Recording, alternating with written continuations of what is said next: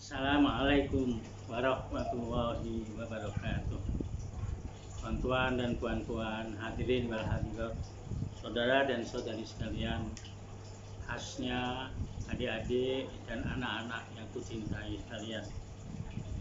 Satu hari Rasulullah Shallallahu Alaihi Wasallam sedang berkumpul dengan sahabat-sahabat, kemudian bercakap dengan Umar dan Ali.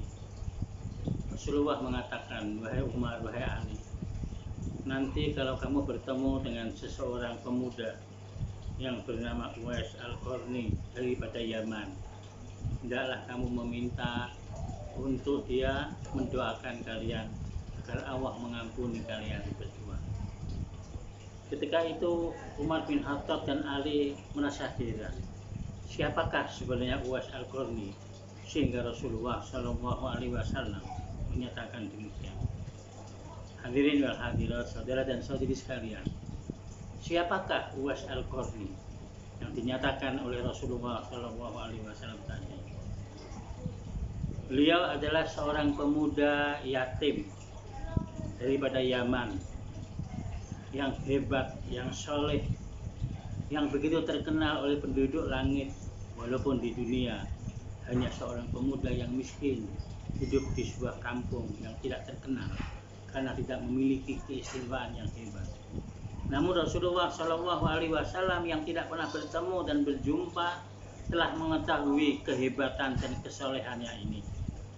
Apa yang menyebabkan kedudukan Uwais Al-Qarni begitu hebat? Ada dua perkara yang dimiliki oleh Uwais Al-Qarni. Yang pertama adalah cintanya kepada Rasulullah Shallallahu Alaihi Wasallam.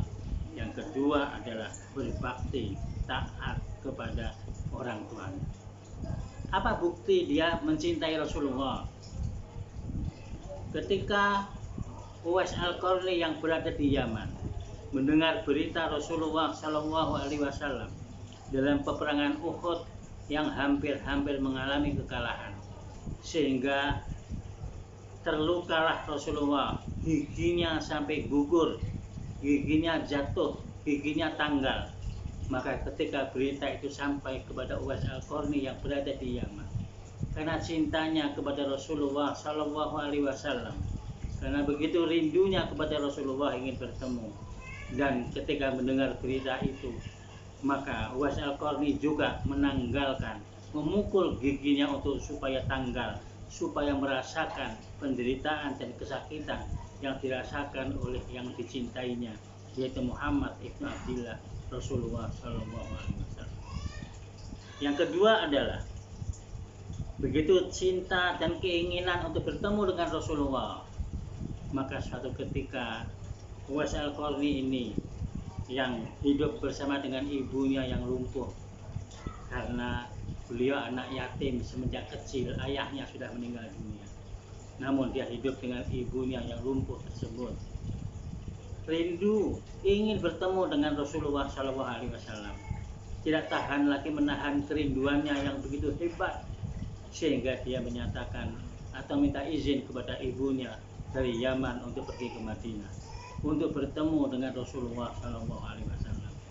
Maka kemudian ibunya mengizinkannya. Uwais pun bersegeralah. Ada sebagian yang menyatakan naik onta, ada sebagian yang menyatakan naik keledai. Yang penting dia bergegas untuk pergi ke Madinah. Setelah sampai di Madinah, maka bersegeralah ia mendatangi rumah Rasulullah Shallallahu Alaihi Wasallam.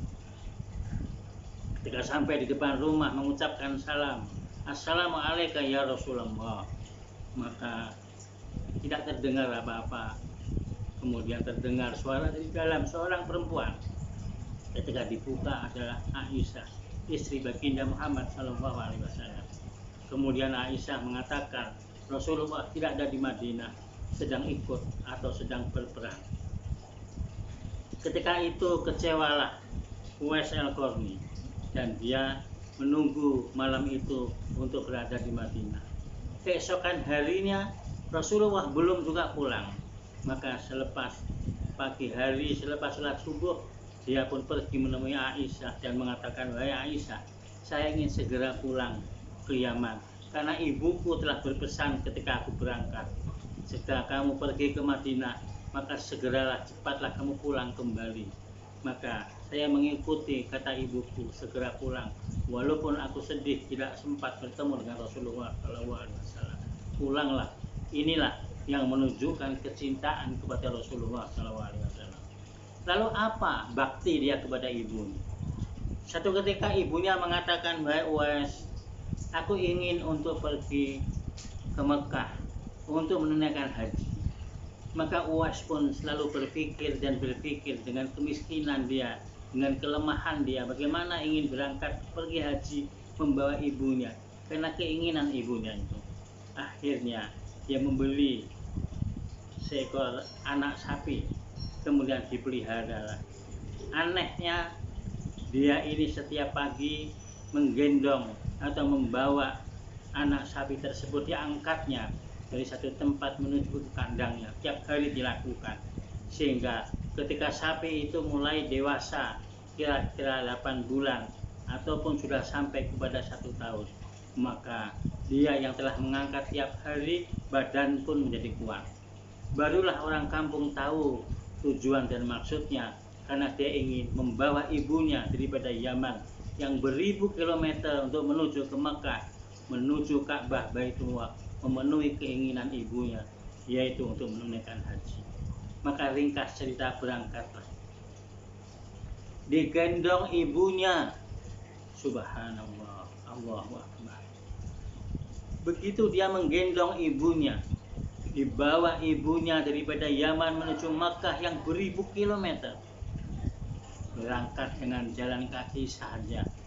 Saudara boleh bayangkan dengan panasnya terik matahari berjalan di padang pasir, dengan sejuk dan dinginnya, namun tetap tabah berangkat. Yang berhari, berminggu dan berbulan, akhirnya sampailah ke Mekah. Ringkas cerita, dibawa oleh ibunya tawaf melilingi Ka'bah.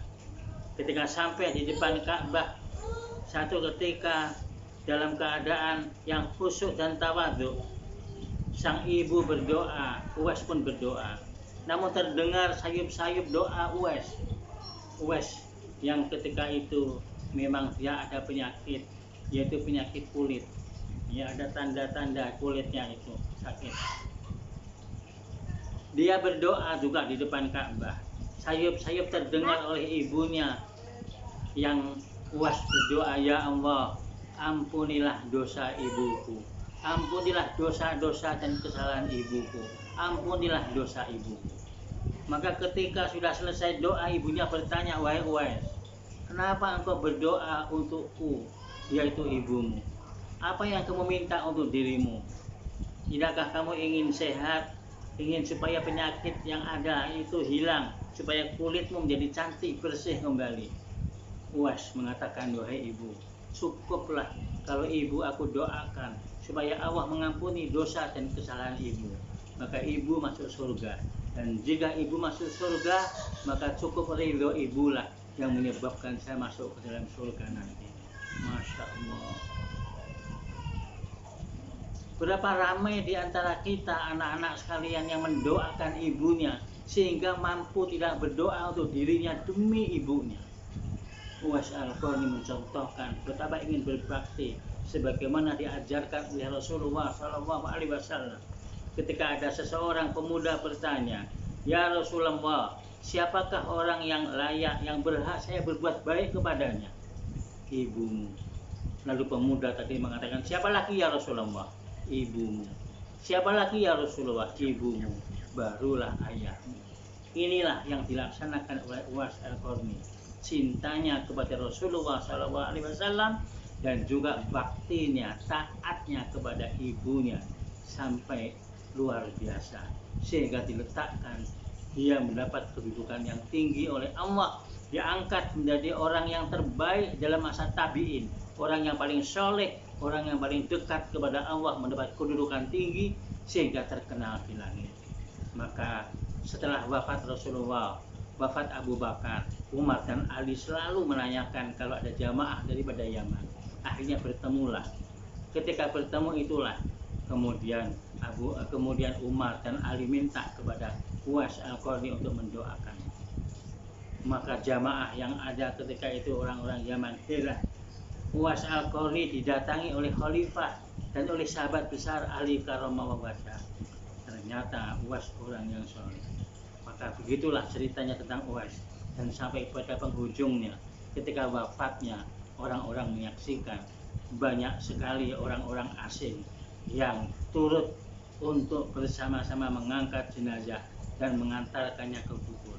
Ulama mengatakan itu adalah malaikat-malaikat yang diturunkan oleh Allah semata-mata memandikan Uwais Al-Qarni, semata-mata mengangkat jasadnya sampai ke kubur, menghargai dan menghormatinya, sebab dia adalah orang yang terbaik pada zaman tabi'in.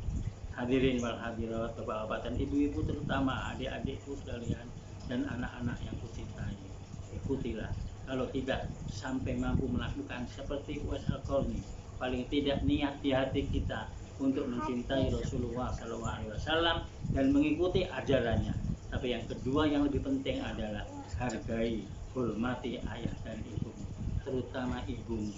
Ibumu lah yang telah mengandungmu 9 bulan. Ibumu lah yang telah melahirkanmu dengan susah payah dan taruhan nyawa. Ibumu juga yang menyusukan kamu. Di dalam badan Anda, darah Anda mengalir darah ibumu. Jasadmu yang ada sekarang ini, badanmu itu daripada air susu ibu. Hormatilah ibu. Sekian, terima kasih. Mudah-mudahan bermanfaat.